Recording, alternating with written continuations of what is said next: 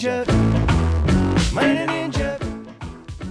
There's probably been no more powerful earbug on Canadian radio over the course of the last 10 years than this song. Every time it comes on the Bouncer Sonic, inevitably it's stuck in my head for a good hour after that, and this man right here is responsible for that. You know him as Classified. His family knows him as Luke Boyd. Thank you very much for coming in. Not a problem. And this is an exciting time for you because in a couple days, this album right here will be dropped. Grateful is your latest spin right there. Of course, you've been doing this for quite some time. What can fans expect from this particular CD this time around? It's kind of just where I'm at in my life. That's kind of how I always wrote my albums. It's kind of like, you know, my last one was about 3 years ago. So I try to grow with, or try to write with growth, I guess. So, you know, I'm talking a lot more personal topics on this album, I find.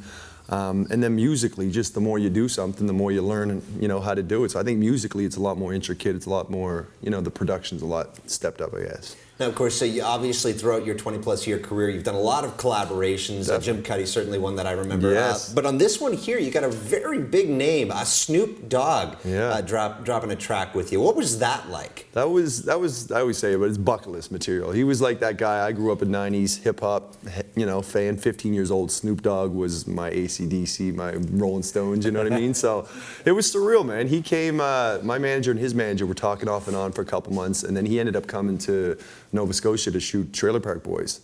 So he was down in Nova Scotia for about a week, and we kind of chased him down. We brought a studio to his motel, we set it up, and we hung out for about 3 hours and made the song. Now, when it comes to your evolution as an artist from this point forward, certainly Inner Ninja, a huge track for you, obviously topping charts here in Canada. Since then, have you felt pressured to kind of top that in a way, or is this more just of an artistic process for you? I'd say more of an artistic thing. I think with Inner Ninja, it's one of those things like, okay, this is probably going to happen once in a lifetime. Like the thing sold 500,000 copies or something just in Canada. So I don't know if that'll ever happen again. If it does, great. But it's not something that it was like, okay, I'm going back to the studio. We got to make something that's going to be bigger than Inner Ninja. You know, I think there's better music on this than what Inner Ninja is. Do I think it's going to be as big as what Inner Ninja is? I don't think, or I don't know. But at the same time, I'm very happy with how the whole, you know, the actual music is on the record. But you take a look at a song like Inner Ninja, and as we mentioned, it was the type of song that crossed musical boundaries. Totally. You know, one second I'd hear it on pop radio, the next I'd hear it on rock. What do you think that means for the hip-hop community to be able to kind of navigate both sides? Well, like for that? me, it's the amount of ears that song gave my other songs, I guess. Yeah. You know what I mean? Like, a lot of people that heard Inner Ninja, like you said, on pop radio or even in a Tim Hortons commercial, they might not have heard some of my other music on the album. So to have that kind of introduce people to who I am, to kind of open them up to be like, let me go check out some more music. That's the best thing about it, is just because there's so much other music that I'd like people to hear. Now, you're back here on February 19th at the Shaw for a big show. Big show, yeah. I'm kind of curious, obviously. You've got a couple young daughters as well, still kind of growing up.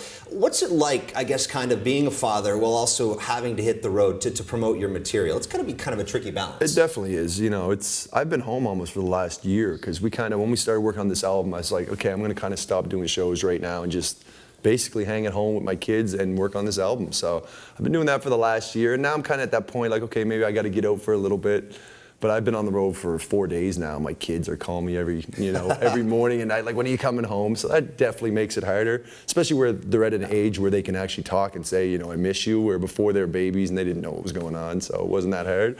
But now that you have, you know, I have a real relationship with my kids, it definitely is a hard thing to do, but you know, I'm gone for a month and I'm home for the rest of the year, and, you know, gone for a couple weekends here and there. So just trying to find the balance of, you know, not going crazy on the road, not going crazy at home. Well, there you go. Thankfully, we have FaceTime, and you can give them lullabies. That's pretty cool, though. My dad was FaceTime is a Classified, game changer. dropping lullabies. Yeah, they don't care about that. They're like, Dad, stop singing. They want to talk about something else, or they'll just hand the phone back to Mommy. So.